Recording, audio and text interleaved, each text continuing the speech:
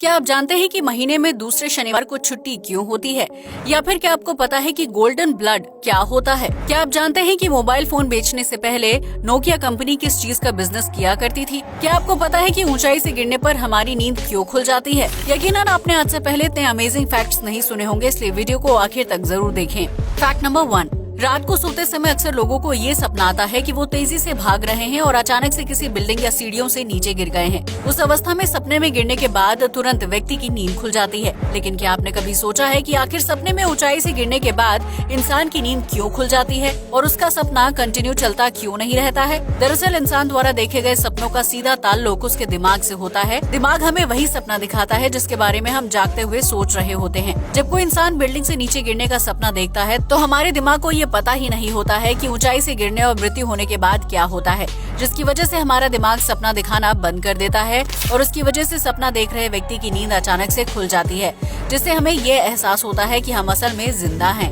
Fact number 2, आप में से ज्यादातर लोगों ने दुनिया के अलग अलग देशों का झंडा देखा होगा जो अपने देश का प्रतिनिधित्व करते हैं। लेकिन क्या आप जानते हैं कि विभिन्न देशों की तरह ही हमारी धरती का भी एक झंडा है, जिसकी तस्वीर शायद ही आप में से किसी ने देखी हो। दरअसल पृथ्वी के ध्वज को साल 1969 में जॉन मैकोनेल ने बनाया था, जिसमें आपको गहरा नीला, हल्का नीला और सफेद रंग देखने को मिलेगा। इस झंडे में गहरा नीला रंग वातावरण का प्रतिनिधित्व करता है, जबकि सफेद रंग का डिजाइन बादलों को दर्शाता है। इसके अलावा हल्का नीला रंग महासागरों का प्रतिनिधित्व करता है, जो धरती के 75% भाग में फैला हुआ है। पृथ्वी के ध्वज को जॉन मैकोनेल ने संयुक्त राष्ट्र के सामने एक प्रतीक के रूप में पेश किया था, जिसके बाद से इसे पृथ्वी का ध्वज माना जाने लगा था। फैक्ट नंबर 3, यूँ तो इस दुनिया में ढेर सारे गांव और कस्बे हैं जो अपनी प्राकृतिक सुंदरता और हरियाली के लिए जाने जाते हैं।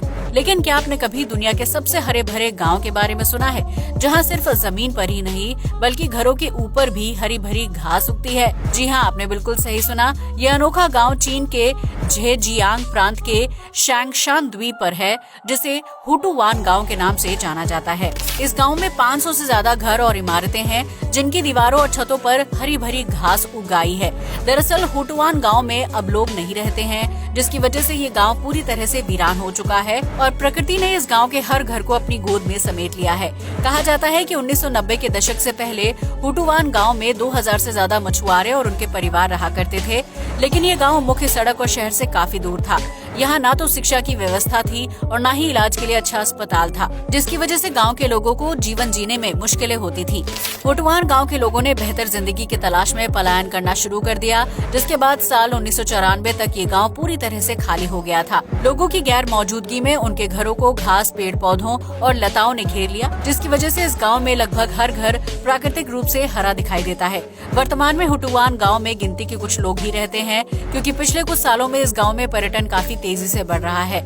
इस हरे भरे गांव को देखने के लिए सालाना सैकड़ों पर्यटक हुटुवान पहुंचते हैं, जिनके खाने पीने और रहने की व्यवस्था करने के लिए गांव में कुछ लोग रहते हैं। इस गांव को चीन के सबसे बेहतरीन और खूबसूरत गांव में से एक माना जाता है, जहां जाकर आपको काल्पनिक दुनिया में पहुंचने का एहसास होगा। फैक्ट नंबर 4, भारत में शादी के दौरान दुल्हन को लाल या चटकदार रंग के कपड़े पहनाकर विदा किया जाता है, जो उसके सुहागन होने की निशानी होता है।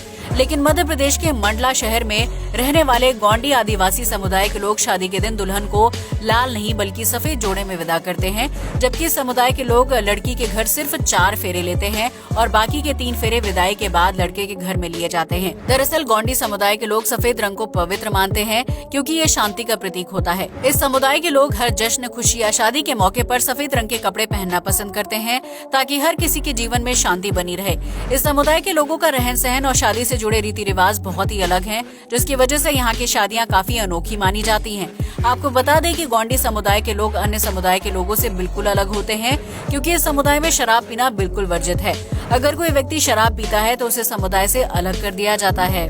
फैक्ट नंबर 5, भारत में मोबाइल फोन की शुरुआत को लगभग 28 साल गुजर चुके हैं, जिसकी शुरुआत नोकिया के फोन और रिंगटोन से हुई थी। लेकिन क्या आप जानते हैं कि नोकिया कंपनी शुरुआत में कभी भी मोबाइल फोन बनाना या बेचना नहीं चाहती थी, बल्कि ये कंपनी रद्दी बेचने का काम करती थी, जी हाँ, आपने बिल्कुल सही सुना। नोकिया की शुरुआत साल 1865 में फिनलैंड के नोकिया नाम के एक छोटे से शहर से हुई थी, जिसके नाम पर कंपनी का नाम रखा गया है। नोकिया शुरुआत में कागज बनाने वाली कंपनी थी, जो रद्दी खरीदने और नया कागज बेचने का काम करती थी। इसके बाद नोकिया ने रबर, केबल और टायर बनाने का काम शुरू किया, लेकिन जब 1980 के दशक में दुनिया के बाजारों में बदलाव आने लगा, तो नोकिया कंपनी को टेलीकॉम कंपनी में तब्दील कर दिया गया था। इस तरह नोकिया ने साल 1981 में पहला मोबाइल फोन बाजार में लॉन्च किया था, हालांकि ये वायरलेस फोन नहीं था। इसके बाद नोकिया 1990 के दशक में पहला वायरलेस फोन लेकर आई, जिसके बाद साल 1994 में नोकिया ने भारत में अपने बिजनेस की शुरुआत की और देखते ही देखते लोग नोकिया के मोबाइल फोन के दीवाने हो गए थे। फैक्ट नंबर 6, भारत समेत दुनिया भर के अलग अलग देशों में शादी को लेकर विभिन्न तरह के रीति रिवाज निभाए जाते हैं, जो दूल्हा दुल्हन के आने वाले बेहतर जीवन के लिए बने होते हैं। आज हम आपको चीन में निभाई जाने वाली एक अनोखी रस्म के बारे में बताने जा रहे हैं, जिसमें शादी के बाद पति अपनी पत्नी को तीर से मारता है। जी हाँ, आपने बिल्कुल सही सुना। चीन के युगर समुदाय के लोग सालों से एक रस्म निभाते हैं, जिसमें वो धूमधाम से लड़का और लड़की की शादी करते हैं। इसके बाद दूल्हे के हाथों में तीर धनुष पकड़ा दिया जाता है, जिसकी मदद से वो अपनी पत्नी को 3 बार निशाना लगाकर मारता है। हालांकि इस रस्म को निभाने के दौरान तीर के नुकीले भाग को निकालकर अलग कर दिया जाता है, ताकि दुल्हन को ज्यादा गंभीर चोट ना लगे। हालांकि नुकीले भाग को निकाल देने के बावजूद भी धनुष से निकलने वाली तीर की स्पीड काफी तेज होती है, जो दुल्हन को जाकर लगता है और उसे चोट पहुंचाता है। युगर समुदाय के लोगों का मानना है कि इस रस्म को निभाने से शादी के बाद दूल्हा और दुल्हन के बीच प्यार बना रहता है और उनके रिश्ते में मजबूती आती है, क्योंकि दुल्हन शादी के बाद ही दर्द को झेलने के लिए तैयार हो जाती है। ऐसे में ये कहा जा सकता है कि इस रस्म के जरिए दुल्हन को शादी के बाद आने वाली परेशानियों को झेलने के लिए तैयार किया जाता है, ताकि वो अपने पति से लड़ाई झगड़ा होने की स्थिति में अलग होने का फैसला ना करे।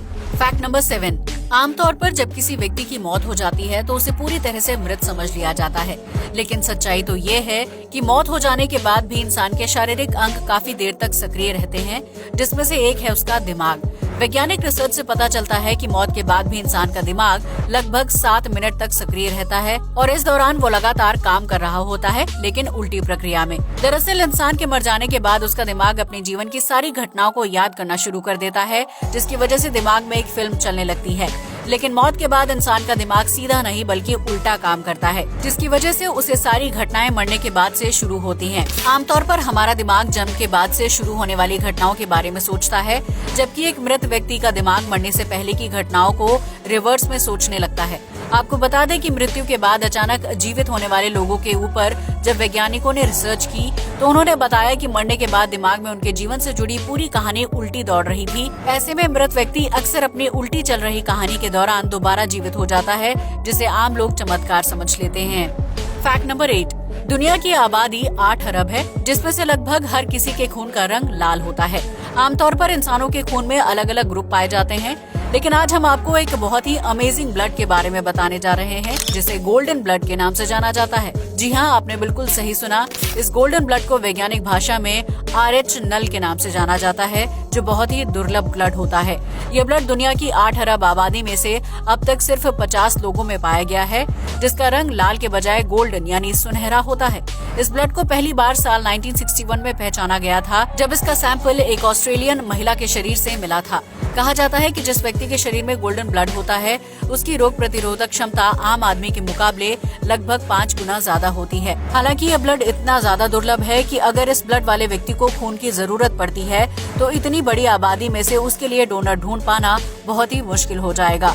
आपको बता दें कि गोल्डन ब्लड वाले ज्यादातर लोग ब्राजील, कोलंबिया, जापान, आयरलैंड और अमेरिका जैसे देशों में रहते हैं, जिसकी वजह से भारतीय लोगों को इस ब्लड के बारे में ज्यादा जानकारी नहीं है। फैक्ट नंबर 9, भारत समेत दुनिया के कई देशों में संडे के अलावा महीने के दूसरे शनिवार को भी छुट्टी होती है, जिसमें सारे स्कूल, कॉलेज और ऑफिस बंद रहते हैं।